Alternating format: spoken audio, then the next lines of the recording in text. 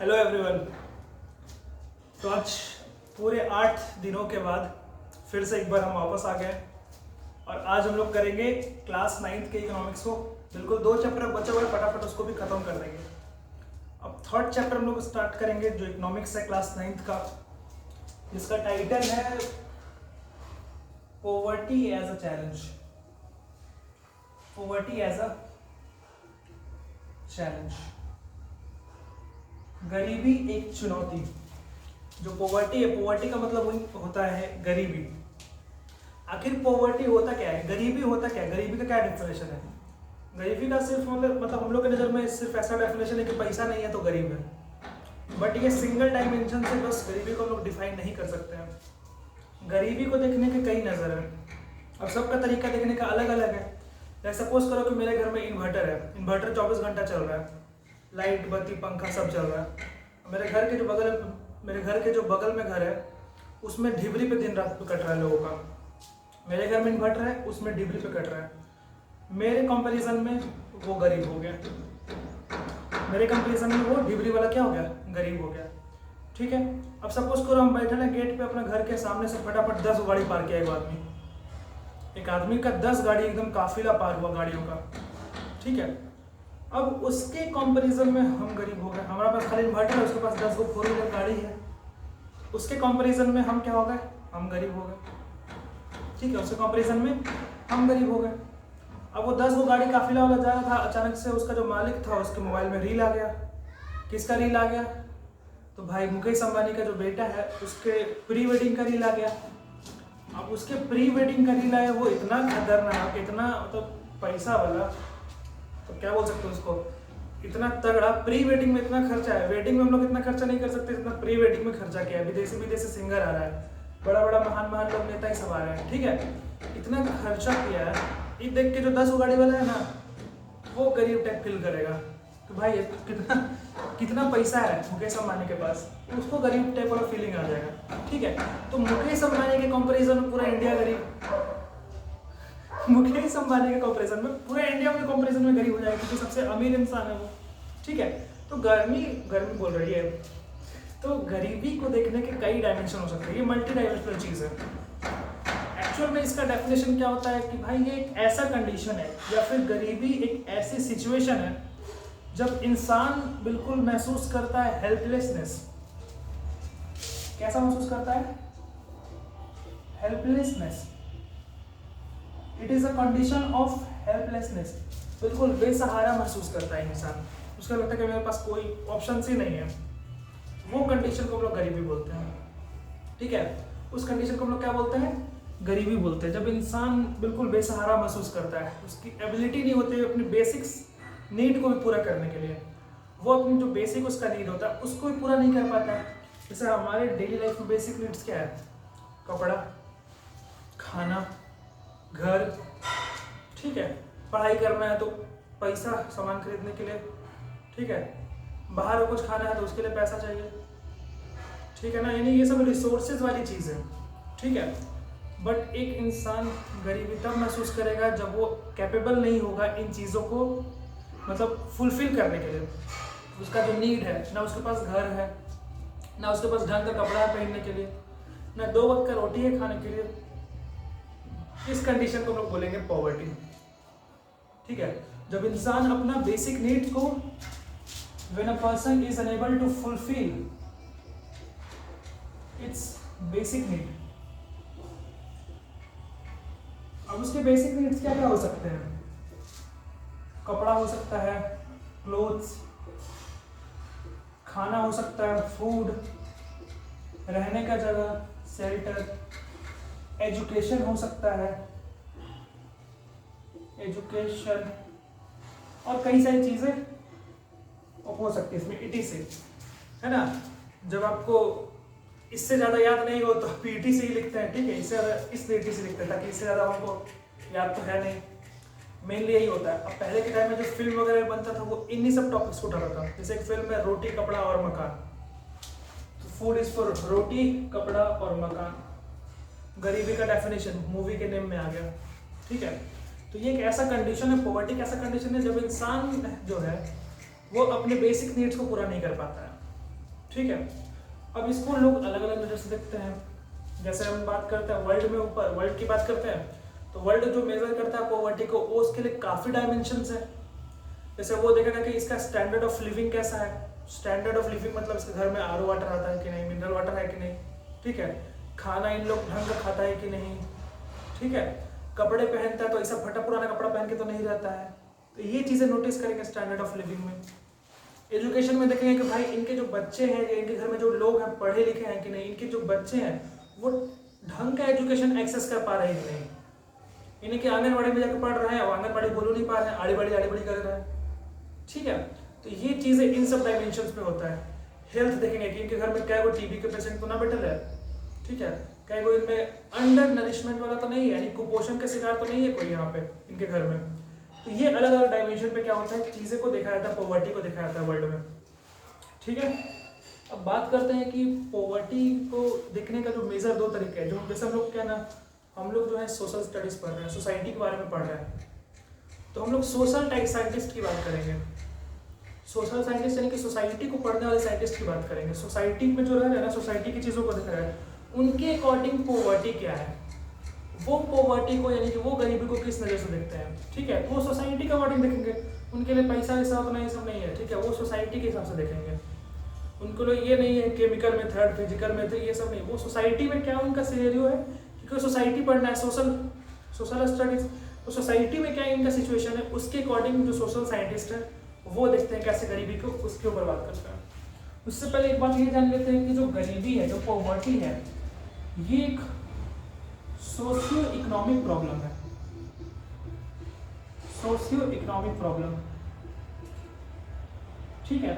Socio economic मतलब socio society, social economic तो यार हम लोग समझ सकते हैं। गरीबी का तो सबसे छोटा डेफिनेशन तो ये होना चाहिए कि भाई हमको मन किया कुछ खाने का, हम खा नहीं पा रहे हैं, दैट इज गरीबी, ठीक है।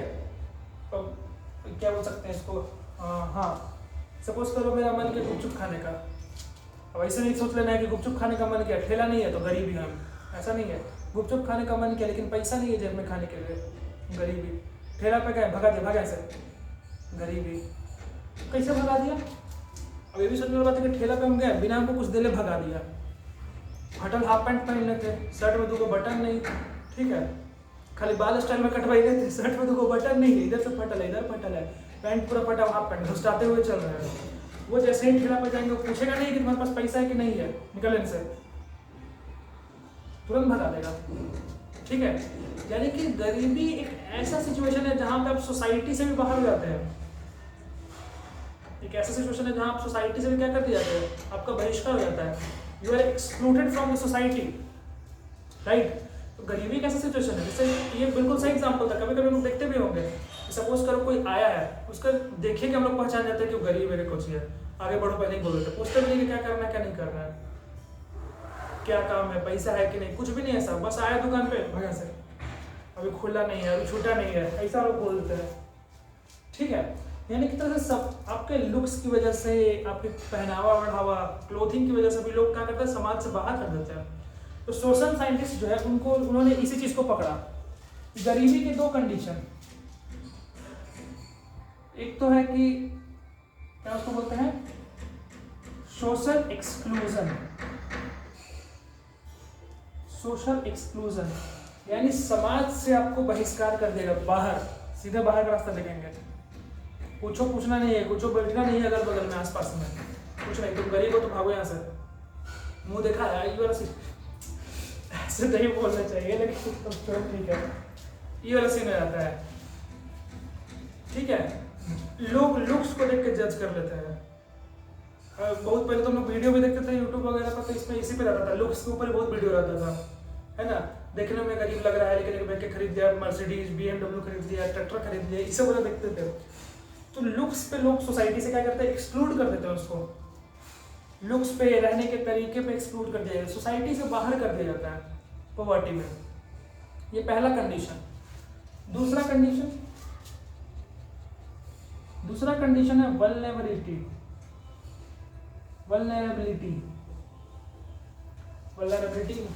दूसरा कंडीशन क्या है, वल्नरेबिलिटी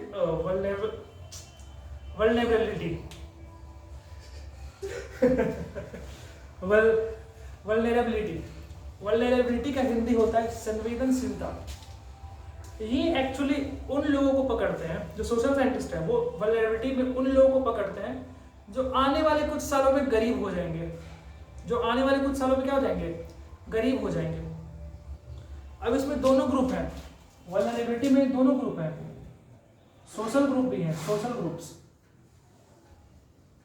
सोशल ग्रुप्स यानी कि वैसे ग्रुप जिनको अपॉर्चुनिटी बराबर नहीं मिलता है, ठीक है, जो सोसाइटी में बराबर नहीं, जैसे कास्ट सिस्टम की अगर हम लोग बात करते हैं तो SC ST वाले क्या हो जाएंगे, सोशल ग्रुप आ जाएंगे।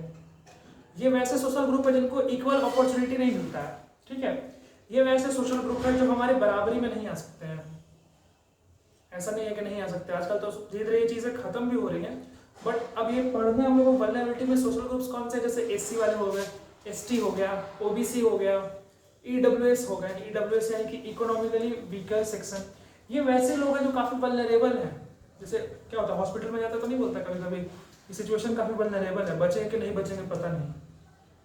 सिचुएशन क्या है, काफी वल्नरेबल है, यानी कि बच भी सकते हैं, निपट भी सकते हैं, कॉमा भी, फुल स्टॉप भी, दोनों का चांस है, ठीक है। तो वही चीज है ये कि आने वाले वल्नरेबिलिटी में कुछ सालों में हो सकता है वो क्या हो जाए, गरीब हो जाए। अब इसमें दोनों ग्रुप आते हैं, चाहे वो सोशल ग्रुप हो और चाहे वो इकोनॉमिकल ग्रुप हो, चाहे वो कैसा ग्रुप हो, इकोनॉमिकल ग्रुप हो। अब ये इकोनॉमिकल ग्रुप क्या है, इकोनॉमिकल ग्रुप समझने के लिए हमको समझना पड़ेगा पॉवर्टी कितने प्रकार की होती है। इकोनॉमिकल ग्रुप में जो लोग आते हैं, वैसे हम बता दें कि इकोनॉमिकल ग्रुप में वैसे लोग आते हैं जैसे मान लो कोई खेतीहर मजदूर। खेतीहर मजदूर किसे कहते हैं, यानी कि वैसे फार्मर जो काफी छोटा मोटा लैंड है उनके पास, ज्यादा बड़ा लैंड नहीं है, बहुत छोटा लैंड है उनके पास, स्मॉल फार्मर्स है। उनको कमाने के लिए दूसरे बड़े बड़े फार्मर्स के यहाँ काम करना पड़ता है, ठीक है, वो कमाने के लिए दूसरे फार्मर्स के यहाँ काम करना पड़ता है। अगर हम लोग बात करें कि वैसे मजदूर जो दिहाड़ी पे काम करते हैं, जो पर डे कमाते हैं, जो पर डे के ऊपर काम करते हैं, वैसे मजदूर, ठीक है। जैसे यहाँ औरंगाबाद में तुम चल जाओ मस्जिद के पास, सुबह सुबह देखो झोला टिफिन लेके कई सारे मजदूर खड़े रहेंगे वहां पे, ये आस में कि भाई वहां से कोई ठेकेदार या फिर कोई आएगा मालिक, लेके उनको ले जाएगा काम करने के लिए, लेबर मिस्त्री वगैरह, ठीक है। तो ये हो गए कैजुअल लेबर, इनको बोलते हैं, तो क्या बोलते हैं, कैजुअल लेबर। और ये हो जाता है इकोनॉमिकल ग्रुप के अंदर कैजुअल लेबर, यानी कि वैसे लेबर्स जो दिहाड़ी पे जी रहे, कैजुअल है, उनका लाइफ मतलब सो टाइप का है, कोई बहुत बढ़िया लाइफ नहीं है, बहुत प्रोफेशनल, कोई कंपनी के अंदर कोई मतलब ऐसा इंडस्ट्री में काम नहीं कर रहे हैं, वो डिपेंड कर रहे हैं कि कोई आएगा उनको काम करवाने के लिए ले जाएगा, मस्जिद पे खड़ा है, ठीक है। और एग्रीकल्चरल लेबर्स यानी कि वैसे लेबर जिनके पास काफी छोटा अमाउंट में, वेरी स्मॉल लैंड है, उनके पास लैंड बहुत कम अमाउंट में है या नहीं है, तो बड़े बड़े फार्मर के यहाँ काम कर रहे हैं अपना दिनचर्या, मतलब अपना जिंदगी जीने के लिए, पैसा कमाने के लिए, ठीक है। तो वो लोग आ जाएंगे इकोनॉमिकल ग्रुप में। तो वल्नरेबिलिटी क्या होता है, जिसमें कि दोनों ग्रुप, जो सोशल ग्रुप है, जो इकोनॉमिकल ग्रुप्स हैं, दोनों ग्रुप कुछ ऐसे अनुमान होते हैं कि भाई आने वाले साल में बिल्कुल गरीब हो जाएंगे, SC ST हो गए बिल्कुल गरीब हो जाएंगे आने वाले साल में, इनके पास कोई अपॉर्चुनिटी का एक्सेस नहीं होगा, ठीक है। अब देखते हैं सोशल एक्सक्लूजन पर थोड़ा सा और हम लोग बात करते हैं कि सोशल एक्सक्लूजन क्या है। Social exclusion is basically declaring you as a poor. वो सीधे आपको बोलता है गरीब भागा से, वो सीधे बोलता है गरीब निकलो।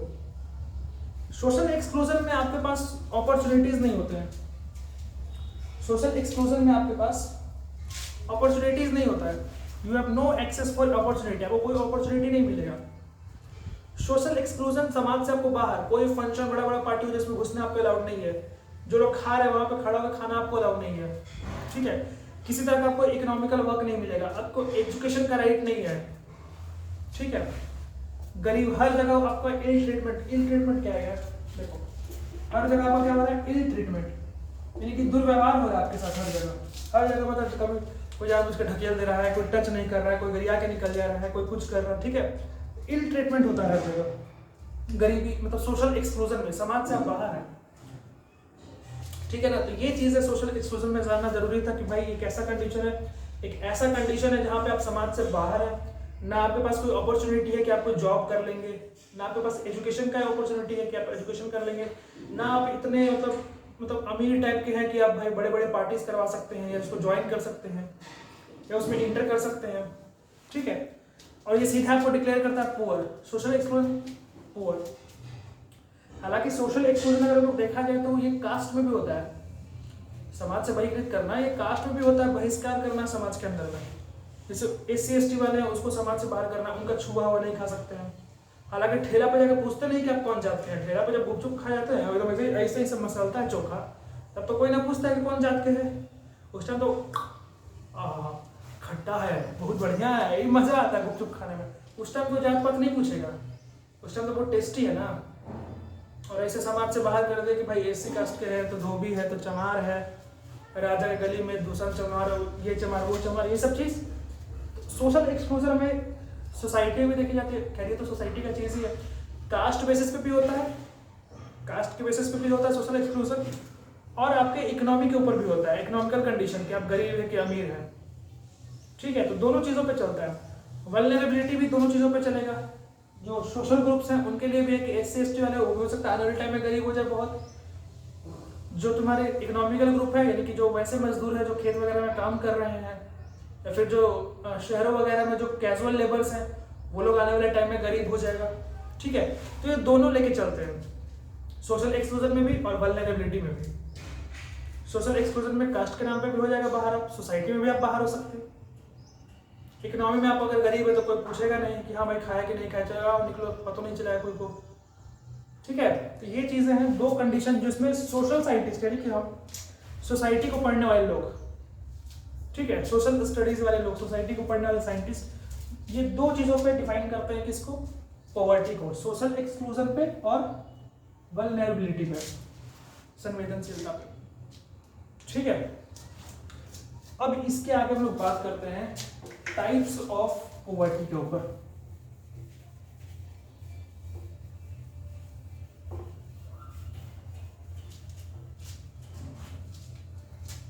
और गर्मी ने दे दी है हमारे पंखों पे दस्तक,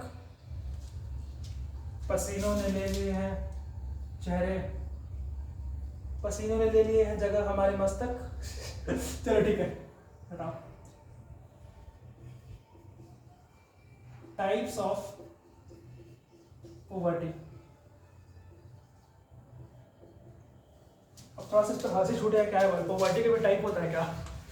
पॉवर्टी का टाइप होता है, देखो पॉवर्टी के काफी टाइप होते हैं। ठीक है, पॉवर्टी के कई टाइप होते हैं क्योंकि ये मल्टी डाइमेंशनल चीज है, ये सिंगल डाइमेंशन पर डिपेंड नहीं करता है। जैसे हम लोग लास्ट जो टॉपिक आएगा इसके बारे में, जो लास्ट में हम लोग का टॉपिक आएगा पॉवर्टी को, कि जो पॉवर्टी है उसको, पॉवर्टी मतलब गरीबी तक लिमिट मत रखिए, उसको ह्यूमन पॉवर्टी पे शो कीजिए। उसका जो कॉन्सेप्ट है उसको और ब्रॉड करना है। जितना गरीबी का डेफिनेशन होता है उतना तो हम लोग कवर ही नहीं करते हैं। फॉर एग्जाम्पल, जैसे एक इंसान है, ठीक है, उसके घर में 3 भैंस है, एक इंसान है उसके घर में 3 भैंस है, तीनों 2-2 लीटर दूध दे रही है, और उसका 8 फैमिली का परिवार है। 3 भैंस है, तीनों 2-2 लीटर दूध दे रही है, 8 फैमिली का परिवार है। सब छोड़ो, इसको लास्ट में बताएंगे, लास्ट टॉपिक है तो लास्ट में इसको बताएंगे, ठीक है ना। नहीं तो फिर अभी न्यूट्रिशन वगैरह, कैलोरी इंटेक ये सब कुछ अभी समझ में नहीं आएगा, इस वजह से लास्ट में इसको याद रखेंगे, इसको बताएंगे लास्ट में। और लास्ट टॉपिक भी यही है कि आपको पॉवर्टी के कॉन्सेप्ट को और बढ़ाना चाहिए और ब्रॉड करना चाहिए। ये काफ़ी लिमिटेड हम लोग रखे हुए हैं, इसको सोचे हुए हैं। यहाँ भाई रोटी कपड़ा मकान इतना ही तक गरीबी नहीं है, एजुकेशन हेल्थ इतना ही गरीबी नहीं, गरीबी का काफ़ी ब्रॉड कॉन्सेप्ट है, काफ़ी बहुत बड़ा कॉन्सेप्ट है। ठीक है, हम लोग नहीं जानते कौन कब कहाँ गरीब है। ठीक है, 4 तला मकान पे आदमी खड़ा है, आईफोन नहीं ले पा रहा है। तो एक बात बोल रहे हैं, गरीबी टाइप का ये भी हो जाएगा सोसाइटी के नज़र में। जहाँ पे सपोज करते हैं दिल्ली में चल गया, हर किसी के पास आईफोन है, वहाँ पे हम चला रहे बटन वाला सैमसंग पे पूरा number tip tip tip tip धूम मचाले कर रहे हैं।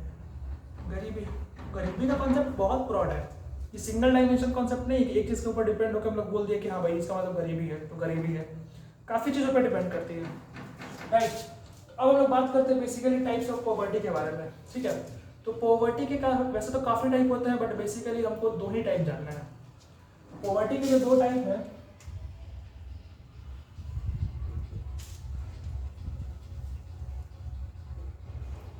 एक है रूरल पॉवर्टी,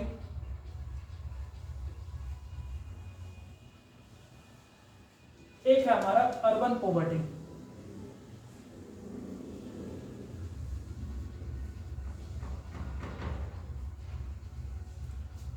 पॉवर्टी के 2 टाइप है, रूरल पॉवर्टी और अर्बन पॉवर्टी।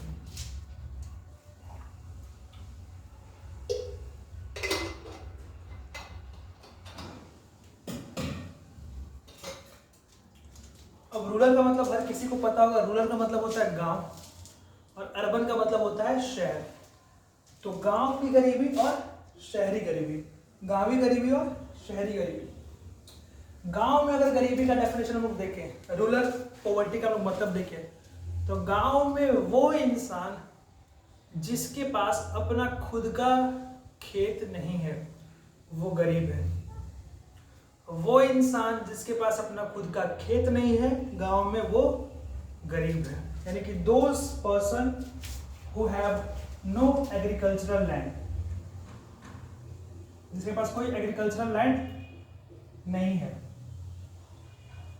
और वो अपना जीवनी कैसे जी रहा है, छोटा मोटा काम करके जी रहा है, या फिर बड़े बड़े जैसे क्या क्या शुरू होते हैं एग्रीकल्चरल लेबर्स, बड़े बड़े खेतों में काम कर रहा है बेचारा, वैसे अपनी जिंदगी काट रहा है। तो वो लोग जो गांव में जिनके पास खेत नहीं है, जमीन नहीं है, वो क्या हो गए, वो हो गए रूरल पॉवर्टी, वो रूरल पॉवर्टी के अंदर आते हैं। अर्बन पॉवर्टी की बात करें तो अगर कोई व्यक्ति जो कि शहर में रहता है, अगर कोई व्यक्ति जो शहर में रहता है बट फिजिकल एसेट्स, फिजिकल जो एसेट्स, फिजिकल कैपिटल, जैसे मान लो कि हाउस है, होम हो गया, क्लोथ्स हो गए, प्रॉपर फूड हो गया, शूज और क्या ग्रोसरीज, इन चीजों को लेने में असमर्थ है, इन चीजों को लेने में उसके पास ये चीजें मतलब इतना नहीं है पैसा कि ये सब चीजें खरीद पाए या ये सब अपने शौक को पूरा कर पाए। ठीक है, इसको हम लोग बोलेंगे अर्बन पॉवर्टी। इसको हम लोग क्या बोलेंगे, अर्बन पॉवर्टी बोलेंगे। ठीक है, अब अर्बन पॉवर्टी में बहुत सारे लोग आ जाएंगे, जैसे रिक्शा चलाने वाला, जो रिक्शा चला रहा है वो आ गया, टेम्पो वाला आ सकता है। ठीक है, फिर जो नाली वगैरह साफ करते हैं वो लोग आ गए, जो दिहाड़ी पे काम करते हैं वो लोग आ गए। ठीक है, ये लोग बेसिकली जो एरिया में रहते हैं, एक बस्ती नहीं सुना, बट बस्ती, यहाँ बहुत सारे गरीब लोग साथ में रह रहे हैं, इसको हम लोग बोलते हैं स्लम। क्या बोलते हैं, स्लम। तो बेसिकली किस एरिया में रहते हैं, स्लम एरियाज में रहते हैं।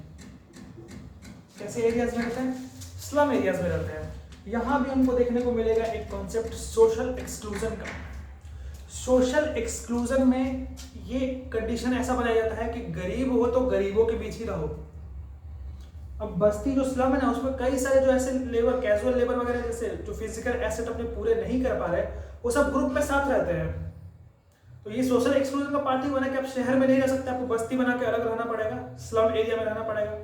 जैसे यहाँ पे तुम चल जाओ जसोरिया के पास, है ना, जसोरिया के पास चल जाओ, वहाँ पे देखो लगातार 10-15 को टेंट लगा के सब बैठा हुआ है गरीब लोग। इधर गेट स्कूल साइड सब लंबे लंबे टेंट लगा के बैठा हुआ है।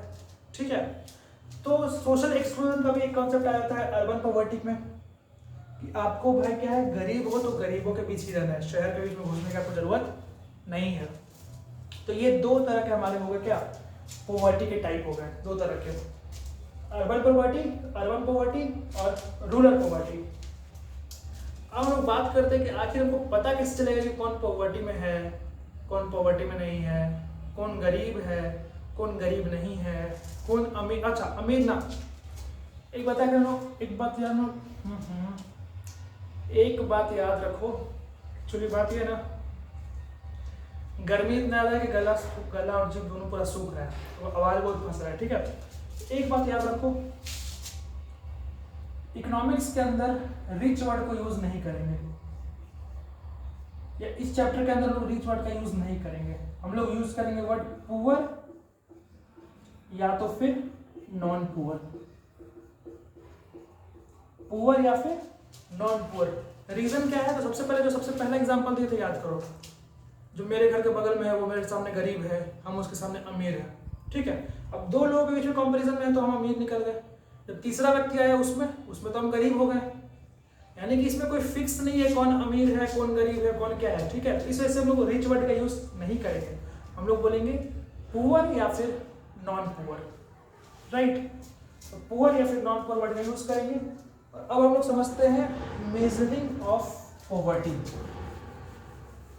आखिर कैसे हम लोग पॉवर्टी को मेजर करेंगे, कैसे पता चलेगा कि भाई हाँ कौन पुअर है कौन नॉन पुअर है, कैसे एस्टिमेट लगाया जाएगा। तो बेसिकली अगर हम लोग बात करें इंडिया के अंदर, तो इंडिया के अंदर काफ़ी टॉपिक्स के ऊपर ये चीज़ें रिसर्च होती है। ठीक है, काफ़ी सर्वेज होता है, काफ़ी सर्वे वगैरह होता है इस बारे में कि गरीबी को कौन कौन डायमेंशन पे काम किया जाए।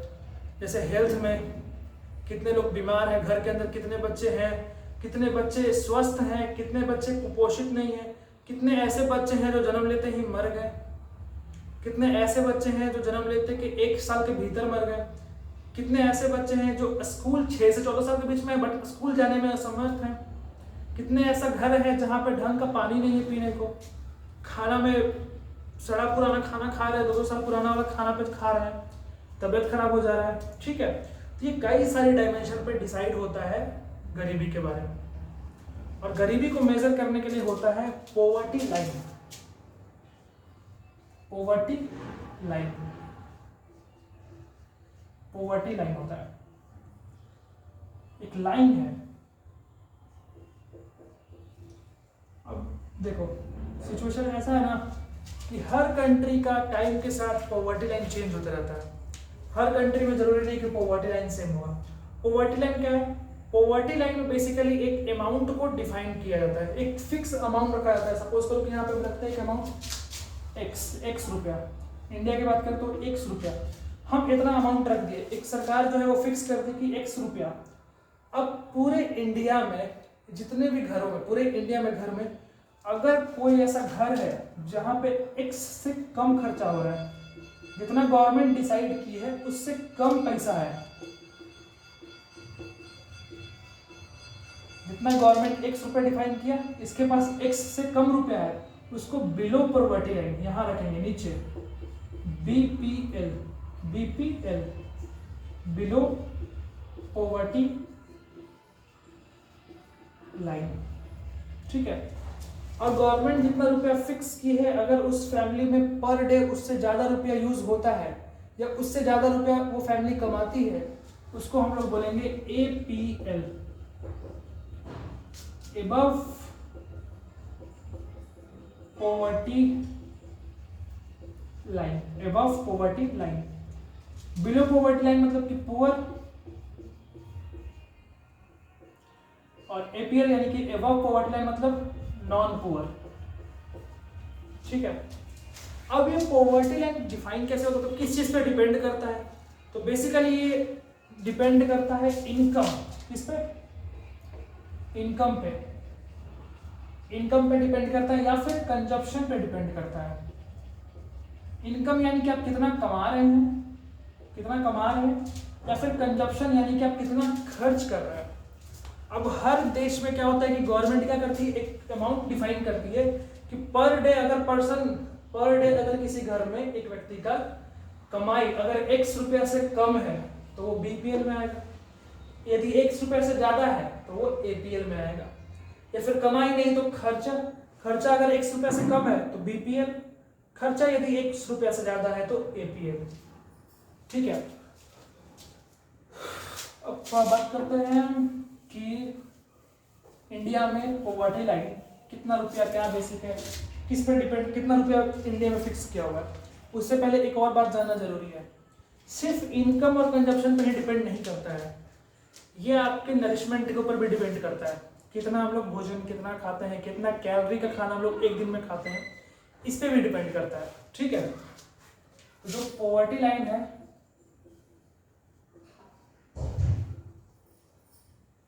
वो कैलोरीज,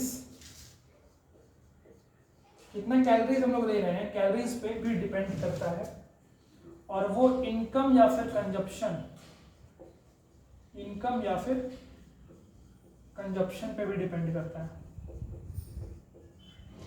ठीक है, थोड़ा इंक डालते हैं।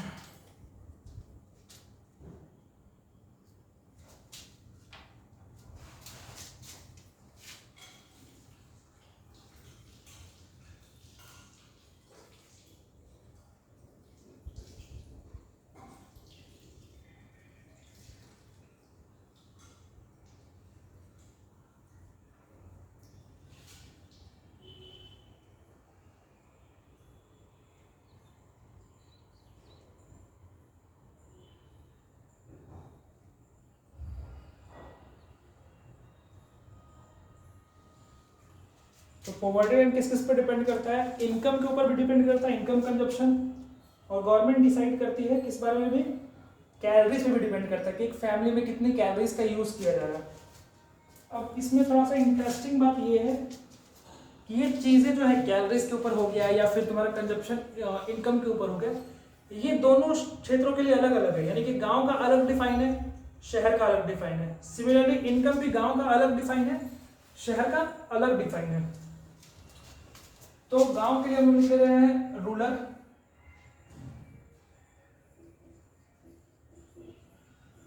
और शहर के लिए अर्बन। सिमिलरली इनकम में भी गांव के लिए रूरल और शहर के लिए अर्बन।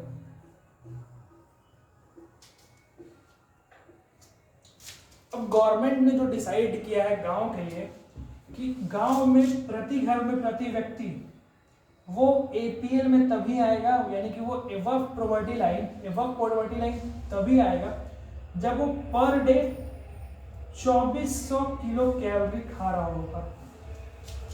वो पर डे 2400 किलो कैलोरी से ऊपर यदि खा रहा है तो वो पॉवर्टी लाइन के ऊपर है। अगर 2400 किलो कैलोरी से कम खा रहा है तो पॉवर्टी लाइन के नीचे है, यानी he is BPL, below poverty line. और जो व्यक्ति बिलो पॉवर्टी लाइन में आता है वो होता है पुअर। वो क्या होता है? पुअर होता है। सिमिलरली अगर बात करें अर्बन एरिया की, तो अर्बन एरिया में यदि कोई व्यक्ति 2100 किलो कैलोरी से 2100 किलो कैलोरी से कम खा रहा है तो वो आएगा बीपीएल में, वो हो जाएगा पुअर।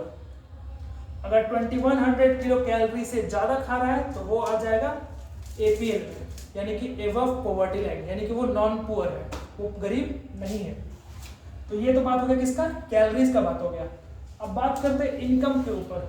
तो गवर्नमेंट ने डिसाइड किया है कि भाई रूरल एरिया में अगर कोई व्यक्ति का इनकम यानी कि कमाई या खर्चा 816 रुपए प्रतिदिन, 816 rupees per day, 816 rupees per day यदि है, उससे ज्यादा है तो वो एबव पॉवर्टी लाइन होगा, यानी कि वो गरीब नहीं होगा। अगर किसी व्यक्ति का कमाई पर डे 816 रुपया से ज्यादा है तो वो क्या? वो एबव पॉवर्टी लाइन है। या 816 रुपये से ज्यादा वो खर्चा कर दे रहा है तो वो एबव पॉवर्टी लाइन है। ठीक है। अगर हम लोग शहर की बात करते हैं तो शहर में यदि कोई व्यक्ति 1000 रुपये पर डे, 1000 रुपये पर डे यदि खर्च कर रहा है या फिर कमा रहा है, तब वो पॉवर्टी लाइन के ऊपर है, यानी कि तब वो नॉन पुअर है। ठीक है। यानी कि कैलोरीज का बात करें तो 2400 किलो कैलोरी रूरल में, अर्बन में 2100 कैलोरी। अच्छा, यहाँ पे इतना डिफरेंस क्यों है कैलोरीज में? गांव वालों को ज्यादा खाने के लिए बोल रहा है, शहर वालों को कम खाने के लिए क्यों बोल रहा है? रीजन है, गांव वाले जो लोग होते हैं वो फिजिकल वर्क ज्यादा करते हैं, उनको कुल्हाड़ी चलाना है, उनको कुदारी चलाना है, ठीक है, उनको खेत जोतना है, उनको गाय चलाना है, ठीक है, गाय का दूध निकालना है, उनको फिजिकल वर्क ज्यादा करना है, इधर उधर घूमना फिरना, बहुत काम करना फिजिकल टाइप का। शहर में क्या है? शहर में ऑफिस में जाकर बैठ के लैपटॉप पे काम कर रहे हैं, उतना फिजिकल वर्क कर नहीं रहे, तो उतना फिजिकल वर्क नहीं कर रहे तो आपको उतने कैलोरीज का खाने की जरूरत भी नहीं है। इस वजह से इनको 2400 किलो कैलोरी रखा गया है गांव वालों को, और शहर वालों को 2100 रखा गया है। अगर हम लोग इनकम में बात करते हैं, हम लोग को पता है कि शहर में चीजें महंगी होती हैं तो खर्चा करने के लिए ज्यादा पैसा भी चाहिए, ठीक है, और शहर में गांव के मुकाबले ज्यादा कमाई हो पाता है, इसलिए तो गांव के लोग सारे कहाँ आते हैं? शहर में आ जाते हैं। तो इस वजह से शहर का रुपया कितना रखा गया पर डे का? 1000, और इसका उससे थोड़ा कम 816 रुपया रखा गया है। तो ये पॉवर्टी लाइन का पूरा कॉन्सेप्ट है। अगर गांव के अंदर कोई व्यक्ति 816 रुपया से कम कमा रहा है तो वो पुअर है। अगर वही व्यक्ति 816 रुपया से ज्यादा कमा रहा है तो वो नॉन पुअर है। ठीक है। अब ये अमाउंट कोई मतलब ऐसा क्या बोल सकते हैं, सिर्फ पूरे दुनिया के लिए ये फिक्स नहीं है। पूरे दुनिया के लिए ऐसा नहीं कि पूरे दुनिया में जितना गांव है सब जगह 816 रुपया, नहीं। हर जगह का डिमांड अलग अलग होता है, हर जगह की गरीबी अलग है, ठीक है, हर जगह का अपना अलग अलग सिनेरियो है गरीबी का। जैसे हम लोग अमेरिका में बात करें, अमेरिका में अगर आपके पास 4 व्हीलर नहीं है, अगर आपके पास कार नहीं है, तब आप अमीर नहीं है, then you are a beggar, you are a भिखारी, मतलब यू आर अ गरीब। ठीक है, अमेरिका में अगर आपके पास क्या, अमेरिका में अगर आपके पास कार नहीं है तब आप गरीब हैं।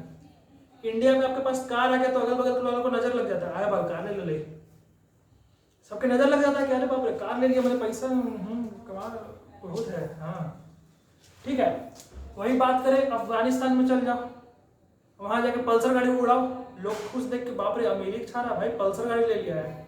वहां लूना पे चलने वाले लोग, पाकिस्तान में देख लो बढ़िया सा कोई एकदम क्या मतलब मर्सिडीज लेके उतर जाओ। ठीक है, तो वो अलग अलग डिपेंड करता है।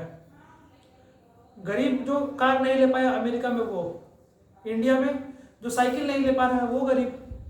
तो सबका अलग जगह है, सबका कोई फिक्स नहीं है। ठीक है, सबका अपना अपना अलग पॉवर्टी लाइन होता है। इंडिया का ये डिफाइन किया हुआ है कि भाई रूरल एरिया में 800 रुपये 816 रुपये पर डे, अर्बन एरिया में 1000 रुपीज पर डे। ठीक है, अब इंटरनेशनल कंपैरिजन करने के लिए जैसे बड़ी बड़ी ऑर्गेनाइजेशन होती है, जैसे WHO हो गया, UNDP हो गया, UN हो गए, वर्ल्ड बैंक हो गया, IMF हो गया, ये चीजें जो है ये सब लोग हैं वो क्या करते हैं बड़े बड़े कंट्रीज को कंपेयर करने के लिए कि कौन अभी डेवलपिंग कंट्री है, कौन अभी डेवलप कर रहा है, या कौन अभी अंडर डेवलप है। 3 कंडीशन होता है, developing, under developing, developed. Developed माने अमेरिका जैसा शहर, अमेरिका जैसी कंट्री जो पूरा डेवलप्ड है, वहां कुछ की कमी नहीं है। ठीक है, डेवलपिंग यानी कि अभी जो मतलब हल्का फुल्का चल रहा है, डेवलपमेंट का काम वहाँ क्या हो रहा है, चल रहा है। अंडर डेवलपिंग जहाँ पे बहुत ज़्यादा जरूरत है डेवलप करने का, जहाँ बहुत ज़्यादा जरूरत है डेवलपमेंट का। ठीक है, तो ये 3 चीज़ें होती है। तो ये कंट्रीज के बीच में कंपेयर करने के लिए वर्ल्ड बैंक अपना पॉवर्टी लाइन लगाती है। वर्ल्ड बैंक क्या करती है, वो लगाती है international poverty line, international poverty line. International poverty line के अकॉर्डिंग, क्योंकि हम लोग सबको पता है कि वर्ल्ड बैंक में अमेरिका का दबदबा थोड़ा ज़्यादा है। ठीक है, वो तो अमेरिका वाला वर्ल्ड बैंक को भी बोलता है कि कुछ चाहिए, पैसा से उधार चाहिए तो कुछ बताइए, जो दुनिया को पैसा दे रहा है उसी को उधार दे रहा है अमेरिका वाला। ठीक है, खैर वो तो बात का है। इंटरनेशनल पॉवर्टी लाइन डिफाइन करती है कौन, वर्ल्ड बैंक। वो बोलती है यदि पूरी दुनिया में जो कंट्रीज है वहां के इंसान, $रुपीज दिख रहे हैं, $1.90। अब चलो ये तो खैर पुराना डेटा है यार, ये पुराना, नया डेटा तो मान के चलो कि $2.19। अगर पर पर्सन अगर एक दिन में $2.19 खर्चा नहीं कर रहा है या फिर कमा नहीं रहा है तो वो कंट्री अंडर डेवलपिंग है, वो कंट्री पुअर है। ठीक है, यानी कि कंट्रीज में प्रत्येक बंदा, प्रत्येक व्यक्ति पर डे $2.19 क्या कर रहा हो, खर्च करने का हिम्मत रखता हो या कमाता हो, then the country is called developing country. ठीक है, तो ये वर्ल्ड बैंक अपना डिफाइन करती है इंटरनेशनल पॉवर्टी लाइन, ये कंपैरिजन के लिए कि कौन बड़ी कंट्री है, कौन बहुत कमाऊ कंट्री है, कौन अमीर कंट्री है, कौन गरीब कंट्री है, ये सब। जैसे अभी गरीब कंट्री में लोग बात करेंगे तो सबसे ज़्यादा गरीब कंट्री अफ्रीका के अंदर आते हैं। ठीक है, अफ्रीका के अंदर बहुत सारे गरीब कंट्री हैं। अभी अफ्रीका तो सबसे पिछड़ा कॉन्टिनेंट भी है। ठीक है, वहाँ हम लोग देखते हैं वहाँ एक्सप्लॉयटेशन इतना ज़्यादा हुआ, उन लोगों ने इतना मतलब वहाँ कॉलोनाइजेशन इतना भयंकर लेवल पर हुआ कि लोग आज तक डेवलप नहीं कर पाए। ट्राइबल्स पीपल, वो लोग ट्राइब में ही रह गए, जनजाति में ही रह गए। ठीक है, जंगल में ही रह गए, उन लोग को डेवलपमेंट करने का तरीका नहीं मिला। काफ़ी स्लो कॉन्टिनेंट बन के रह गया अफ्रीका, बोलते हुए इसको स्लो कॉन्टिनेंट, यानी कि काफ़ी डेवलपमेंट रेट यहाँ बहुत कम है, गरीबी बहुत ज़्यादा है, उदासी बहुत ज़्यादा है, लड़ाई झगड़ा मारपीट आपस में मारकाट, ट्राइबल लोग बहुत ज़्यादा है।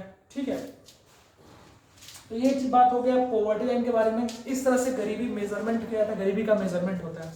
अगर हम लोग वर्ल्ड का बात करें, पूरी दुनिया में भी जो गरीबी का सिनेरियो है उसका अगर हम बात करते हैं तो वो काफ़ी रेट कम हुआ है। ठीक है, गरीबी काफ़ी दर से बहुत तेज़ी से कम हुआ है पूरी दुनिया के अंदर। इसका कई रीज़न है। कई ऐसे कंट्रीज है जिन्होंने ह्यूमन रिसोर्स पर क्या किया, ह्यूमन डेवलपमेंट रिसोर्स HDR के ऊपर काफ़ी खर्चा किया। जापान हो गया, चाइना हो गया, उन्होंने ह्यूमन रिसोर्स के ऊपर खर्च किया। उन्होंने नेचुरल रिसोर्स को एक्सप्लॉइट करना बंद किया, उन्होंने ह्यूमन रिसोर्स यानी कि एजुकेशन को बढ़ावा दिया, हर किसी को एक्सेस दिया फूड का, ठीक है, एजुकेशन को बढ़ाया, एम्प्लॉयमेंट बढ़ाया, हर किसी को फूड का एक्सेस दिया। तो कई ऐसी कंट्रीज है दुनिया में जिसने गरीबी को काफ़ी हद तक कम किया। और एक टाइम ऐसा है कि वर्ल्ड बैंक यूएन वगैरह ये भी डिफाइन करती हैं कि भाई 2030 आते आते जिस रेट से गरीबी गिर रहा है, 2030 से 35 आते आते दुनिया में कोई भी ऐसा शहर नहीं बचेगा जहाँ पे गरीबी बहुत ज़्यादा होगी। लगभग पूरे वर्ल्ड में गरीबी का मात्रा बिल्कुल एंड हो जाएगा, खत्म हो जाएगा, कोई गरीब नहीं बचेगा, ठीक है। तो ये बातें वर्ल्ड बैंक वगैरह बोलती है, किससे बोलती है? इतना ज़्यादा डेवलपमेंट को देखकर, इतने ज़्यादा डेवलपमेंट प्लस में इतना स्लो, क्या बोलते हैं, स्लो बोल रहे, काफ़ी रैपिड चेंज में, काफ़ी तेज़ी से गरीबी के दर को घटते हुए देख कर बोलती है। अगर हम लोग बात करें ये क्या बोलते हैं, ये अरे उसको क्या बोलते हैं, ये गरीबी का रिपोर्ट पॉवर्टी लाइन के हिसाब से कौन पब्लिश करता है कि कितने लोग गरीब हैं, कितने लोग गरीब नहीं है? तो वो जो इंडिया में करते हैं पब्लिश, इंडिया में एक ऑर्गेनाइजेशन था जिसका नाम था NSSO। जिस तरह से वर्ल्ड बैंक निकालते हैं ना पॉवर्टी लाइन वगैरह, और कौन गरीब कितने गरीब नहीं, ये सब चीजें, इंडिया में था NSSO, national sample survey organisation, sample survey organisation, national sample survey organisation, NSSO। ये होती थी, ये वैसी ऑर्गेनाइजेशन थी जो इंडिया में पॉवर्टी लाइन डिसाइड करती थी, कितने लोग गरीब हैं, कितने अमीर, कितने गरीब नहीं हैं, ये डेटा तैयार करती थी और ये पब्लिश करती थी। अगर फिलहाल हम बात करें तो ये नहीं करती है। आज के टाइम में ये जिम्मा किसके हाथ में है? नीति आयोग। किसके हाथ में है? नीति आयोग। गरीबी का लिस्ट, पॉवर्टी लाइन, ये कौन डिसाइड करता है? नीति आयोग डिसाइड करती है आज के टाइम में, ठीक है, प्रेजेंट में। अगर एनसीईआरटी उठा के पढ़ेंगे तो एनसीईआरटी में करंट डेटा नहीं दिया हुआ है, इस वजह से हम लोग को उसमें NSSO के बाद कुछ आगे लिखा हुआ नहीं मिलेगा। बट राइट नाउ ये नीति आयोग है जो क्या करती है, पॉवर्टी लाइन पे सर्वे करती है और रिपोर्ट्स पब्लिश करती है, डिफाइन करती है कितने लोग गरीब हैं, कितने लोग गरीब नहीं हैं, ठीक है। अब कितने लोग गरीब हैं, कितने लोग गरीब नहीं है, ये कैसे काउंट होगा? कैसे पता चलेगा कि पूरे इंडिया में कितने लोग गरीब हैं? इसको हम लोग बोलते हैं हेड काउंट रेशियो। क्या बोलते हैं? Head count ratio. Head count ratio में क्या होता है, इसका फॉर्मूला बेसिकली ये परसेंटेज बताता है हम लोग को। इसमें क्या होता है कि जितने लोग BPL हैं, क्योंकि पॉवर्टी लाइन पे सपोज करो गवर्नमेंट पॉवर्टी लाइन डिसाइड करती है, ठीक है, और उसके बाद सर्वे स्टार्ट करती है, तो हमको तो एक नंबर मिल जाएगा ना कि कितने लोग BPL में है, कितने लोग APL में है, कितने लोग बिलो पॉवर्टी लाइन है, कितने लोग एबव पॉवर्टी लाइन है। तो जितने बिलो पॉवर्टी लाइन है उसको टोटल पॉपुलेशन से डिवाइड करके, टोटल पॉपुलेशन से अगर हम लोग डिवाइड कर दें, मल्टीप्लाइड बाई 100 कर दें, मल्टीप्लाइड बाई 100 कर दें, तो हमको मिल जाएगा क्या? गरीबों का परसेंटेज, कि इंडिया में कितने लोग क्या हैं, इंडिया में कितने पॉपुलेशन क्या है, पुअर है, कितने लोग गरीब हैं। इसको हम लोग बोलते हैं हेड काउंट रेशियो। इसको हम लोग क्या बोलते हैं? Head count ratio. जहां पे आप BPL बिलो पॉवर्टी लाइन वाले जो लोग हैं उनको टोटल पॉपुलेशन से डिवाइड करके 100 से मल्टीप्लाई करते हैं तो परसेंटेज में हमें HCR मिल जाता है। What HCR define? HCR defines the percentage of people poor in a country. एक देश के अंदर कितने लोग गरीब हैं, इसकी प्रतिशत को, इसकी परसेंटेज को बताता है HCR, ठीक है। और इंडिया की अगर हम लोग बात करें गरीबी, तो इंडिया की गरीबी करीबन 25% तक डाउन आ गई है, ठीक है। 45% गरीब देश जो कभी 1992-1991 में 45% से भी एबव गरीबी में जी रहा था, आज के टाइम में 2014-15 का अगर हम लोग माने, 2011-12 का सेंसस का माने तो वो गरीबी गिर के आ चुकी है 27% तक। और अभी तो 2021 वाला निकला ही नहीं, 2021 वाला जब निकलेगा रिपोर्ट उसके अकॉर्डिंग तो हमको लगता है कि 20% से भी गरीबी क्या हो गई होगी, कम हो गई होगी। और इसका सबसे बड़ा एग्जाम्पल हम लोग देख सकते हैं कि कोविड के टाइम में जितना बढ़िया से कॉपरेट किया सरकार ने, इंडिया से बेटर कॉपरेटिव सरकार कहीं नहीं मिलेगा। इंडिया में जितना हम लोग बच के रहे हैं उतना बाहर लोग बच नहीं सकते थे, विदेशों में नहीं बच सकते थे। बड़े बड़े कंट्रीज में हालत खराब था। डोनाल्ड ट्रंप तो खुद नहीं मास्क पहन रहा था, बोला था नो वियर मास्क, मास्क ही नहीं पहनेंगे। तो कोविड में हमारे देश की गवर्नमेंट जो है उसने काफी अच्छा हमारे देश को संभाला। हर कोई ऐसा कोई नहीं है जो भूखे प्यासे बेचारा मर गया होगा। कोविड से मर रहा है बात अलग है, लेकिन भूखे प्यासे कोई मर गया होगा ऐसा नहीं था। सरकार ने हर किसी को एक्सेस दिया खाने पीने का।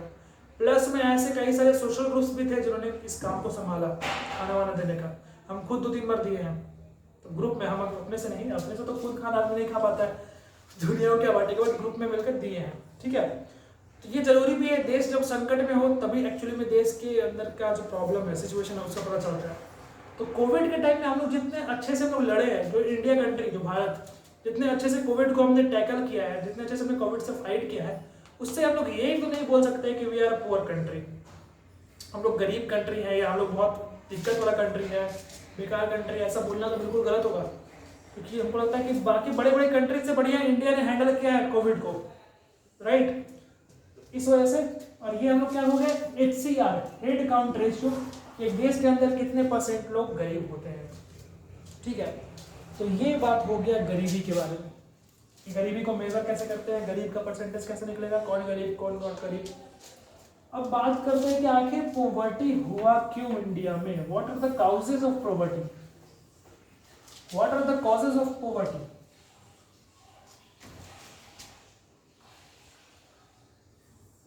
What are the causes of poverty?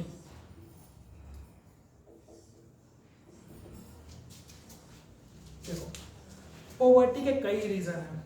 ठीक है, अब क्योंकि हम लोग सबसे पहले अपने पास्ट से ही स्टार्ट करते हैं, सबसे पहला रीजन आता है वो है historical reason. Historical reason, historical reason की हम लोग बात करें, हिस्ट्री में हमारे साथ ऐसा क्या हुआ जिसने सोने की चिड़िया कहे जाने वाले देश को,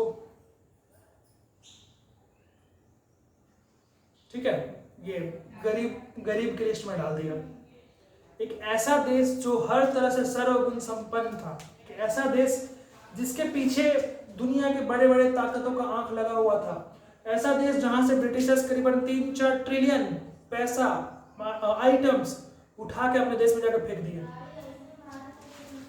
एक ऐसा देश जहां से मात्र फ्री में गिफ्ट लेके गया हुआ वास्को ड गामा 3 गुना अमीर हो गया, राजा को उससे जलन होने लगा। एक ऐसा देश जहां से सिर्फ गिफ्ट लेके गया वास्को ड गामा और एकदम अमीर हो गया, भयंकर, बेच के मार्केट में वो गिफ्ट को। ऐसा देश इतना गरीबी में कैसे चला गया उसको लोग जानते हैं। तो हिस्टोरिकल रीजन में सबसे पहला आता है colonial exploitation.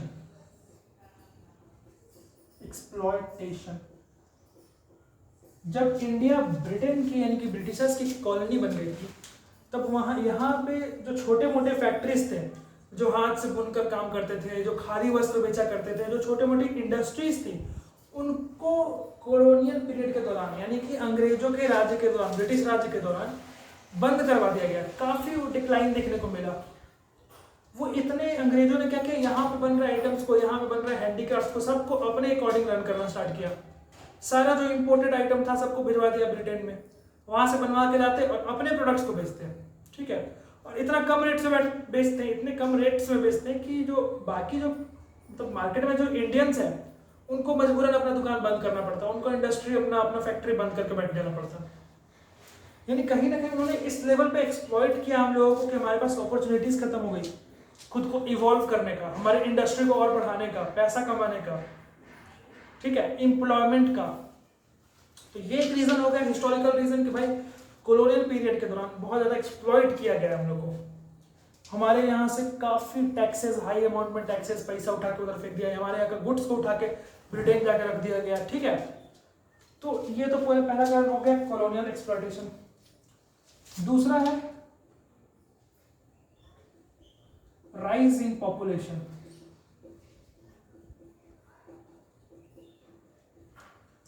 Rise in population, हमारे देश में पॉपुलेशन इतना स्पीडली राइज किया है, इतना स्पीडली राइज किया है, और आज तो टाइम ऐसा आ गया कि हम लोग चाइना को पछाड़ के एकदम हट नंबर 1 पॉपुलेटेड कंट्री, ठीक है, नंबर 1 पॉपुलेटेड कंट्री बन गया है। और मतलब इतना मतलब बोल सकते हैं बहुत गर्व की बात है हमारे लिए कि हम लोग दुनिया में सबसे ज्यादा पॉपुलेशन वाले कंट्री बन गए हैं। कोई काम धाम है नहीं तो यही होगा, ठीक है। सबसे ज्यादा पॉपुलेशन वाला कंट्री बन चुका है इंडिया। अब इंडिया में एक टाइम में इतना स्पीडली राइज किया है पॉपुलेशन कि उतना जॉब्स अपॉर्चुनिटीज ही नहीं है, ठीक है। जैसे सरकारी नौकरी वाला हमेशा हम बात बोलते हैं, सरकारी नौकरी वाला अब 50 गो सीट है, 50 लाख लेकिन फॉर्म भर दिया, ले 50 गो सीट ले 50 लाख होने गया है, 50 गो के निकलेगा, 50 लाख में से 50 गो के निकल जाएगा, बाकी लोग कहाँ जाएगा, फिर एक साल तैयारी करेगा, तो कैसे इंप्लॉयमेंट जनरेट होगा। 50 गो सीटें हैं, 50 लाख फील्ड में घुसा है, ठीक है। तो एम्प्लॉयमेंट की कमी, पॉपुलेशन की वजह से क्या होगा, एम्प्लॉयमेंट की कमी, प्लस में एक परिवार में 10-10 लोग आ गए। अब वहां पे जो बाप है मेन जो घर चलाने वाला है उसको आउट टेंशन, 5 वाला कमाना था उसको 1.5 गुना काम करना पड़ेगा। अब उसको 10 लोगों के लिए खाना अरेंज करना है, उसका अलग टेंशन, ठीक है। यानी पॉपुलेशन की वजह से काफी अपॉर्चुनिटीज और घटती गई। लोग अपना लाइफ, अपना यंग एज, अपना टाइम सब कुछ वेस्ट कर रहे हैं ऐसी चीज के पीछे जहां पे आपको सीट मिलने के चांसेस बहुत कम है, ठीक है, उसके पीछे टाइम वेस्ट किया जा रहा है। एम्प्लॉयमेंट की कमी, ठीक है, पॉपुलेशन की वजह से एम्प्लॉयमेंट की कमी, अनइक्वल डिस्ट्रीब्यूशन, यार अनइक्वल डिस्ट्रीब्यूशन, ऑब्वियस बात है, इतना ज्यादा पॉपुलेशन वाला कंट्री रहेगा कभी भी चीजें इक्वली डिस्ट्रीब्यूट नहीं होंगी, चाहे वो लैंड हो, चाहे वो मनी हो, चाहे वो टैक्सेस हो, चाहे वो फूड प्राइसेस हो, कभी भी इक्वल डिस्ट्रीब्यूशन नहीं होगा, ठीक है।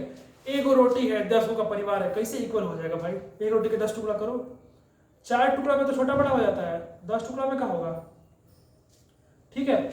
तो एक ये रीजन हो गया कि भाई कोरोना पीरियड में हमको काफी एक्सप्लॉइट किया गया है। दूसरा रीजन ये हो जाए कि पॉपुलेशन काफी जल्दी से, काफी तेजी से बढ़ता है हमारे यहाँ, ठीक है। अगर लोग बात करें सोशल रीजन की,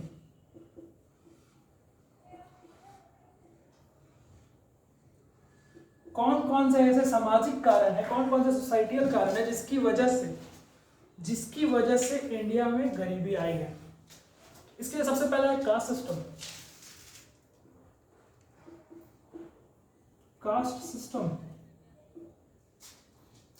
कास्ट सिस्टम बेसिकली डिफाइन करना कि वो एससी। अब कास्ट सिस्टम की वजह से क्या होता है, जो चमार है, जो दुसाध है, जो मतलब क्या बोल सकते धोबी है, ये लोग है, इन लोगों को अपॉर्चुनिटी नहीं मिलेगा, इक्वल अपॉर्चुनिटी नहीं है। कास्ट सिस्टम में क्या है, अपॉर्चुनिटी नहीं है, साथे तो बैठे खाना है ये नहीं है, बगल में बैठाना है ये नहीं है, खाली उनके हाथ कैसे ऐसे केवल चोखा खाने के लिए सब रेडी है, इक्वल अपॉर्चुनिटीज नहीं है, अनएम्प्लॉयमेंट बढ़ा हुआ है। अब अनएम्प्लॉयमेंट जब बढ़ा हुआ है तो याद करो चैप्टर नंबर 2 इससे पहले जो पढ़ाए थे, the assets get converted into liability for the country. जो यंग है, जो बेचारे कास्ट सिस्टम की वजह से मार खा रहे हैं, जो यंग है, जो देश को कुछ प्रोडक्टिव दे सकते हैं, ठीक है, वो क्योंकि कास्ट सिस्टम में सोसाइटी रीजन की वजह से मार खा जा रहे हैं, वो एसेट ना बन के हमारे देश के लिए क्या बन जा रहे हैं, बोझ बन जा रहे हैं, लायबिलिटी बन जा रहे हैं। अब वो गरीबी में जी रहा है, उसको पैसा देना, उसको खाना देना सरकार का काम है, ठीक है। तो सरकार का तो बोझ बढ़ते गया कास्ट सिस्टम की वजह से। कास्ट सिस्टम की वजह से लोग गरीब जब रहेंगे तो सरकार का तो बोझ बढ़ते जाएगा ना, गरीबी का, सॉरी सरकार का तो बोझ बढ़ेगा, उनकी ड्यूटीज बढ़ेगी कि भाई उसको, हाँ इतना लोग गरीब हुए हैं भाई, इन लोगों को अपॉर्चुनिटी देना है, इन लोगों को खाना खिलाना है, इन लोगों से काम भी करवाना है, लोग साथ में काम भी नहीं करने देगा, ठीक है। तो ये चीजें हैं, ये कौन सी चीजें हो गई, ये कास्ट सिस्टम की वजह से ये दिक्कत आ सकती है सोसाइटी में। और अगर लोग बात करें तो रिचुअल्स, कई सारे, जैसे रिचुअल्स मतलब होता है क्या, तो क्या बोल सकते हैं, कई सारे पूजा पाठ सब करना, धर्म कांड क्रिया ये सब चीजें करना, ठीक है। अब हम गरीब हैं, ठीक है, हम मान लो कि हम एक झोपड़ी में रहते हैं, ठीक है, और हम खेती करते हैं दूसरा के खेत पे, वही बस उसको हमको एक ही काम देता है बीज बोने का, उसके अलावा कोई दूसरा काम देता ही नहीं है, सिर्फ बीज बोने का काम देता है, और 40 रुपये पर डे एक महीना काम लेता है, 30 चौके 1200 रुपये हम कमा रहे हैं एक महीना में, और मात्र पूरे साल में एक ही महीना कमा रहे हैं 1200, उसमें को 12 साल यानी 12 महीना चलाना है, यानी 100 रुपये पर महीना को यूज करना है। हम बहुत बड़े भक्त हैं, हम करवा रहे, गांव में वो अखंड कीर्तन होगा, गांव में अखंड भंडारा होगा, उसमें रसगुल्ला बुनिया पूड़ी आलू गोभी की सब्जी चलेगा, तो गरीबी तो ऐसे ही ना होगा, पैसा है नहीं कमाने को, चले भंडारा करवा दे, खतरनाक खतरनाक यज्ञ करवा रहे हैं भाई, ठीक है, बड़े बड़े साधु संत को इनवाइट कर रहे हैं और उसके लिए क्या कर रहे हैं, दूसरा से उधार ले रहे हैं, लोन ले रहे हैं दूसरा से, ठीक है, दूसरा से उधार ले रहे हैं, लोन ले रहे हैं, बाद में चुका नहीं पा रहे हैं तो खूब पिटा रहे हैं, घर गिरवी हो जा रहा है, आप झोपड़ी गिरवी करके क्या ही करेंगे, घर में जो कीमती कीमती सामान है वो गिरवी हो जा रहे हैं, अगल बगल के लोग हंस रहे हैं। यानी कि एक्सट्रीम रिचुअल्स को भी परफॉर्म करना भी क्या है, गरीबी को इमिटेशन है, ठीक है। तो ऐसा भी नहीं कि भगवान हमेशा बोलते कि भाई पूजा करते ही रहो, हल्का फुल्का श्रद्धा हो, हम भी करते हैं, हल्का फुल्का श्रद्धा सब में होना चाहिए, बट 24 घंटा में से 24 घंटा उसमें उलझा रहना, दैट इज नॉट गुड, ठीक है। इतना एक्सट्रीम नहीं होना चाहिए, भगवान को दिल से याद करो, अपना कर्म करो, पढ़ाई करो, ये होना चाहिए, पढ़ाई करो, मस्ती करो, खेलो कूदो, टाइम फैमिली के साथ ज़्यादा स्पेंड करो, ये सब चीज़ें करो। अब 24 घंटा लेके झाल पीट रहे हैं तो उसमें कुछ नहीं, एक्सट्रीम रिचुअल आपको बस ढकेल रहा है गरीबी की तरफ, ठीक है। खुद खाने का भरोसा है ही नहीं, फैमिली के खाने का भरोसा है ही नहीं, और चले पार्टी दे रहे, ये चीज़ें गरीबी की तरफ ढकेलती हैं। और अगर हम लोग बात करें इकोनॉमिकल रीजन की, अगर हम लोग बात करें,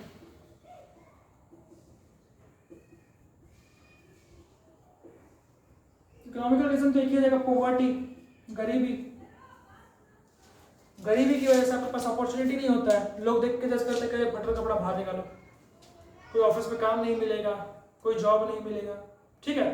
तो पॉवर्टी की वजह से आपके पास अपॉर्चुनिटी इंप्लॉयमेंट का नहीं रहता है, इंप्लॉयमेंट का अपॉर्चुनिटी नहीं है तो आप सरकार के ऊपर बोझ, सरकार आपको भी खाना देगी, सरकार आपको भी पैसा देगा, सरकार ढूंढ के आपको भी काम देगा, मेहनत करवाएगा, मजदूरी करवाएगा, ठीक है। यानी कि ये भी एक रीजन है जो इंडिया को या फिर आपको गरीबी में ढकेलेगा। दूसरा, lack of education, lack of education, पढ़े लिखे नहीं है, पढ़े लिखे नहीं है तो क्या करेंगे, ठेला चलाएंगे दिन भर, ठीक है। अब इससे हमको तो कोई दिक्कत नहीं होगा, बट हमारा जो नेक्स्ट जनरेशन होगा उसको दिक्कत होगा, ठीक है। अब कई बार ऐसा होता है ना कि दुकान खोल के बैठ गए हैं और पर बैठे लोग कोई बैठाते हैं लोग, ऐसा तो होना ही नहीं चाहिए, है ना। आप मुश्किल से गुजरे हैं, अपने नेक्स्ट जनरेशन को भी उसी मुश्किल से गुजारने की कोशिश कर रहे हैं। तो लैक ऑफ एजुकेशन की वजह से आपको नॉलेज, इंसान को पता नहीं कि पढ़ाई का वैल्यू क्या है, ठीक है, एजुकेशन का वैल्यू क्या है। एजुकेशन की वजह से आज अगर हम एजुकेशन पे स्पेंड करेंगे तो उसका रिटर्न हमको कितना मिलेगा कल को, फ्यूचर में, है ना। तो एजुकेशन की कमी की वजह से भी अनएम्प्लॉयमेंट एक्सट्रीम लेवल पे है, लोगों को पता नहीं है क्या करना है, अब खाली दिमाग शैतान का, लोग खाली लफागिरी कर रहे हैं, कोई उन्हें भांग पी रहा है, कोई उन्हें डूबा हुआ है, कोई उन्हें चल रहा है, कोई नली में गिर जा रहा है, ठीक है, कोई इसको परेशान कर रहा है, कोई वीडियो बना रहा है, रील बना रहा है, यही सब काम करते रह जा रहे हैं, ठीक है। That is lack of education. इसकी वजह से पॉवर्टी क्या हो रही है, बढ़ते जा रही है। यानी कि पॉवर्टी के बहुत रीजन है, ठीक है। आप खुद ना काम करके अपने बेटे से काम करवा रहे हैं, एजुकेशन की कमी है आप में, ठीक है। आपको ये पता ही नहीं है कि आप अगर आज को होके उसको अगर पढ़ाने में ध्यान देंगे तो कल क्या होगा, जो प्रॉब्लम में आप है उससे वो आपको निकाल देगा बाहर। आज के टाइम में लेकिन आपको स्पेंड करना होगा, लेकिन अपने साथ साथ उसको बैठा के सिखा रहे थे, खोलो ऐसे में कपड़ा कैसे खोला जाता है, कपड़ा कैसे खोल के लोगों को दिखाया जाता है कि ये 34 मीटर है, ये 36 मीटर है ना। दर्जे पर बेटा का बैठे लेके हाथ के नापी लो, चूड़ी दुकान में बैठा दे अपना बेटा को, ठीक है, किराना दुकान में बैठे ले अपने बेटा को। तो इस वजह से क्या होता है, इस वजह से पॉवर्टी और बढ़ती है, ठीक है। घर में पॉवर्टी और बढ़ेगा भाई, एक के बिजनेस में पूरा फैमिली घुसल है, कितना उससे प्रॉफिट हो जाएगा। और वो पढ़े थे अनएम्प्लॉयमेंट के अंदर में डिसगाइज्ड अनएम्प्लॉयमेंट, 8 लोग वहाँ पे जरूरत भी नहीं है, फिर भी 8 लोग उसमें घुसा हुआ है, करना धरना कुछ है नहीं, ठीक है। इससे अनएम्प्लॉयमेंट बहुत बढ़ता है, और अनएम्प्लॉयमेंट एक मेजर रीजन है देश को डुबाने का। जितना देश में बेरोजगारी होगा उतना ही ज्यादा लोग कन्वर्ट होंगे एसेट से लाइबिलिटी की तरफ, ठीक है। तो ये हो गया कॉजेज ऑफ पॉवर्टी।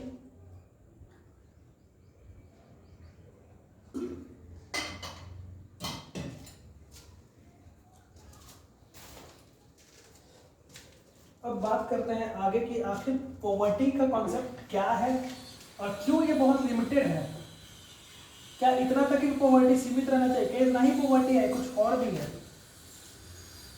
क्या इतना ही तक पॉवर्टी है। अच्छा, इसमें बहुत सारे वो दिए हुए हैं, क्या बोलते हैं उसको, एंटी पॉवर्टी मेजर, यानी कि गवर्नमेंट क्या क्या स्कीम्स क्या क्या ट्राई करती है पॉवर्टी को क्या करने के लिए, दूर करने के लिए। ठीक है, इसमें 4-5 दिया हुआ है, एक बार खुद से ट्राई करना पढ़ने का हो जाएगा। उसमें जो सबसे इम्पोर्टेंट है, बाकी तो उतना इम्पोर्टेंट नहीं है, एक सबसे इम्पोर्टेंट है, ठीक है, मनरेगा। ये बता देते हैं मनरेगा 2005 में इसको लॉन्च किया गया था मनरेगा। इसका फुल फॉर्म है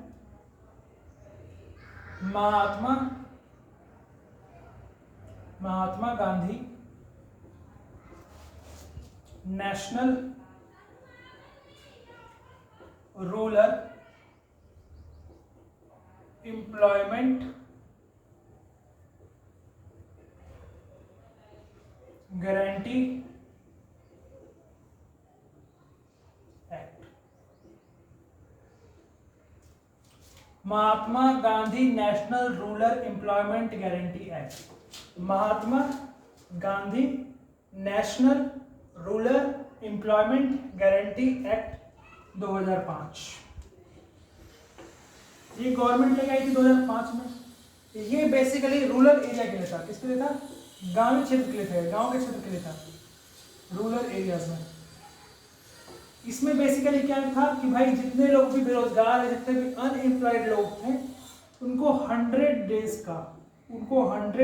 का गारंटी वर्क, 100 डेज का वर्क करने को मिलेगा, 100 डेज के लिए एम्प्लॉयमेंट मिलेगा। सरकार 100 डेज तक काम करवाएगी।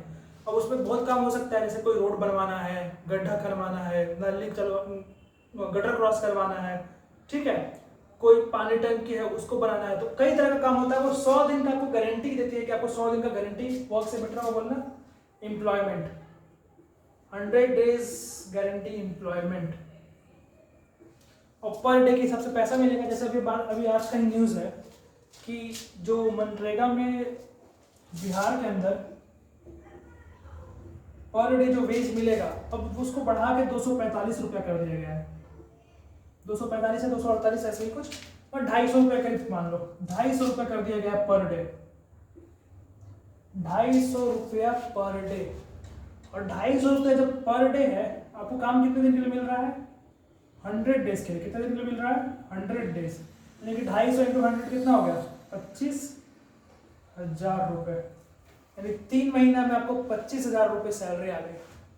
ठीक है, तो ये भी बढ़िया स्कीम था गरीबी को दूर करने के लिए मनरेगा। तो और सबसे इंपॉर्टेंट भी पूरा जितना 4-5 को है ना, ये सब में सबसे इंपॉर्टेंट मनरेगा ही है। ठीक है, Mahatma Gandhi national rural employment guarantee act 2005 rural areas के लिए था। इसके अंदर सरकार आपको गारंटी देती है कि आपको 100 डेज का रोजगार मिलेगा। 100 डेज में क्या मिलेगा, रोजगार मिलेगा।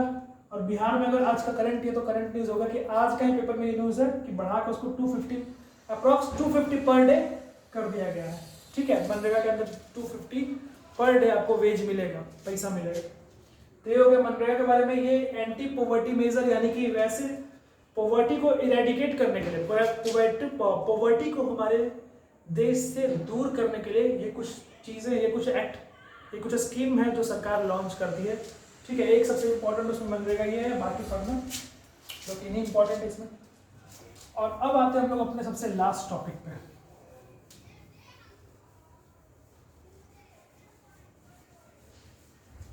जो पॉवर्टी का अभी तक डेफिनेशन है, पॉवर्टी का जो अब तक हम लोग डेफिनेशन जो पढ़ते हुए आ रहा है, वो काफी बहुत पॉवर्टी के बहुत कम लेवल को ही टच करता है, बहुत कम चीजों को पॉवर्टी को नॉर्मली दिखाता है। बट अब बड़े बड़े साइंटिस्ट जो है अपने ब्रॉड कर रहे हैं सोच को, अपने वो जो पॉवर्टी को देखने का, गरीबी का जो देखने का नजरिया है, उसको और ब्रॉड कर रहे हैं, उसको और बढ़ाते फैलाते हुए जा रहे हैं। ठीक है, वो कह रहे हैं कि हमको अब पॉवर्टी में नहीं, हमको बात करते हैं ह्यूमन पॉवर्टी के ऊपर, हमको बात करना है ह्यूमन पॉवर्टी।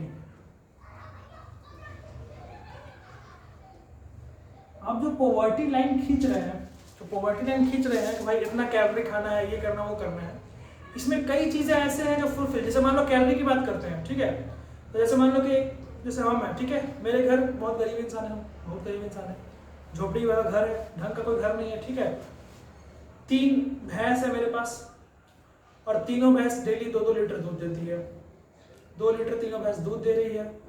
10 लोगों का परिवार है। ठीक है, और अगल बगल से किसी तरह धनिया पत्ता हो गया, मिर्चा हो गया, सब्जी हो गया, आलू गोभी, हल्का फुल्का खाने भर लायक मिल जा रहा है, जुगाड़ हो जा रहा है। ठीक है, हल्का फुल्का मैंने उन्हें 1-2 लीटर दूध चला दिया तो हो जा रहा है। डेली हम दबा के दूध हम लोग पूरा फैमिली पी रहे हैं। ठीक है, दूध पूरा पी रहे हैं, अगल बगल से आलू चोखा मिल गया आपको, दाल भात चोखा सब सपा कर माड़ भात खा रहे हैं, एकदम गर्दा कर रहे हैं। भयंकर बोल रहा है गांव में 2400 कैलोरी, हम लोग 4800 कैलोरी खा रहे हैं। ठीक है, अब पोवर्टी लाइन पे जो काउंट करने वाला आएगा वो बोलेगा कितना कैलोरी है भाई, तो 4800 कैलोरी खाता है पर पर्सन। वाह, तुम तो नॉन पुअर हो। हाँ भाई, नॉन पुअर कैसे? मेरे पास ढंग का रहने का जगह नहीं है, मेरे पास कपड़ा नहीं है ढंग का। ठीक है, मेरे पास परमानेंट एम्प्लॉयमेंट नहीं है, परमानेंट और टेम्पररी एम्प्लॉयमेंट नहीं है, मेरे पास कोई काम धाम नहीं है। हम अगल बगल से अनाज मांग के घर में माड़ भात सब माड़ भात खा रहे हैं। खाली 3 वो गाय है, उसी का दूध पूरे फैमिली हम लोग पी जा रहे हैं। ठीक है, बस खाना ही अवेलेबल है, उसके अलावा कुछ अवेलेबल नहीं है। बट जो काउंट करने आएगा कैलोरी में तो काउंट कर लेगा ना, कह भाई 4800 खा रहा है, इसको एकदम फेंको एपीएल में, ऊपर में फेंको इसको, ये अंबानी फेल कर ले। 4800 कैलोरीज ले रहा है पर डे, तो अंबानी को फेल कर लेगा। सिर्फ एक एक्सपेक्ट के ऊपर बात करना गरीबी में, दैट इज नॉट राइट। ठीक है, और आने वाले टाइम में इसको और ब्रॉड करने की जरूरत है। लोगों को इस कॉन्सेप्ट को, पॉवर्टी के कॉन्सेप्ट को और ब्रॉड करने की जरूरत है। Standard of living, maternity level. ठीक है, कितने लोग ऐसे हैं, मतलब जैसे सपोज करो, गरीबी तो हर तरफ से होता है ना, जैसे कितनी महिलाएं ऐसी हैं जिनको मैटरनिटी सपोर्ट की जरूरत है, तो कितने हॉस्पिटल हैं उस कंट्री में जो फीमेल स्पेशलिस्ट हैं, कैसे सिटी है, कितने शहर है, कितना गांव है जहां पे फीमेल स्पेशलिस्ट मौजूद है। ठीक है, ये होना चाहिए। कितना सफाई है देश के अंदर। ठीक है, पानी की बात कर रहे हैं तो पानी साफ सुथरा मिल रहा है कि नहीं मिल रहा है। घर में आरओ नहीं है तो कम से कम आरओ वाला पानी डिलीवरी करने वाला तो लेके पानी आ रहा है कि नहीं आ रहा है। ठीक है, स्टैंडर्ड ऑफ लिविंग कैसा है, हेल्थ कैसा है। हेल्थ अगर है बढ़िया, चाहे खराब भी अगर है, तो क्या उसको सरकार, मतलब क्या उसको हॉस्पिटल में हो पा रहा है उसका काम, क्या उसको हॉस्पिटल में घुसने का, एंट्री करने का, या हॉस्पिटल में उसको डॉक्टर बात उसकी सुन रहा है। ये चीजें आती है पॉवर्टी के अंदर। ये चीजों को टच करना जरूरी है, इन चीजों को ब्रॉड करना जरूरी है, तब जाके प्रॉपरली गरीबी को हम लोग अच्छे से खत्म कर पाएंगे जड़ से। ठीक है, सिर्फ 1-2 एक्सपेक्ट के ऊपर कि भाई पैसा कितना कमा रहा है, कितना खर्चा कर रहा है, कितना कैलोरी खाना खा रहा है, इस पे ही करना सही नहीं है। ठीक है, अब जैसे बात करते हैं कि जो डेली वेज वर्कर है, जैसे मान लो कि एक वर्कर है जो डेली वेज पे काम कर रहा है, डेली काम कर रहा है, कोविड में क्या हो गया बेचारा के देश में, तो कभी भी ऐसी सिचुएशन आ सकते हैं ना। कोविड के टाइम तो निपट लिया, पर डे के लिए कहाँ पर डे कमाता था, वो सेविंग भी नहीं किया बेचारा, कहाँ से पैसा लाएगा गरीब आदमी, है कि नहीं। तो इसमें सरकार को भी है कि आपको मल्टी डायमेंशनल सोच रखना है, आपको 2-3 चीज के ऊपर नहीं छोड़ देना है कि भाई कितना पैसा कमाता है उससे डिफाइन कर लो कि हाँ भाई ये गरीब है कि नहीं, या कितना कैलोरी खाना खाया उससे डिफाइन करो गरीब है कि नहीं। हम ही रह रहे, मान लो रोड पे हम रह रहे हैं, ठीक है, सामने एक मंदिर है, डेली हम वहां पे क्या भंडारा में खा लिया पूरी सब्जी। ठीक है, और पॉवर्टी काउंट करने वाले लोग आए, पूछे कितना कैलोरी, चेक कर रहे हैं, देख रहे अरे बाप रे बाप 2100 चाहिए तो 2300 खा रहा है वो कैलोरी, डेली पूरी सब्जी दबा रहा है बुनिया के साथ। निकल लिए, भीख मांग रहे बैठ के, भीख मांगने में करीबन 1000 कमाई पर डे हो जा रहा है मेरा। मान के चलो कि सिग्नल में भीख मांग रहे हैं, 1000 पर डे कमा लिए। लोग पूछे कितना कमा लेते हो, हम बोल रहे साहब भीख मांग के करीबन 1000 पर डे का खर्चा निकल जाता है 1 महीने का। बोलेगा 1 महीने का, 1 दिन का 1000, यानी कि 30 दिन का 30,000, 30 दिन का 30,000, यानी कि 1 महीना में जो 30,000 रुपये कमा रहा है वो गरीब थोड़ी है। अरे भाई वो सिग्नल पे कटोरा लेके भीख मांग रहा है, वो थोड़ी ना महल के अंदर बैठ के भीख मांग रहा है, सिग्नल पे भीख मांग रहा है। कई एस्पेक्ट होने चाहिए गरीबी के, तब जाके हम लोग कंप्लीटली गरीबी को खत्म कर पाएंगे। ठीक है, तो ये था हमारा इकोनॉमिक्स का 3rd chapter, poverty as a challenge. अब इसके बाद जो क्लास 9 का लास्ट चैप्टर है उसके ऊपर डिस्कस हम लोग करेंगे अगले दिन। ठीक है, फूड सिक्योरिटी के बारे में अगले दिन हम लोग बात करेंगे। तब तक के लिए सबको गुड डे।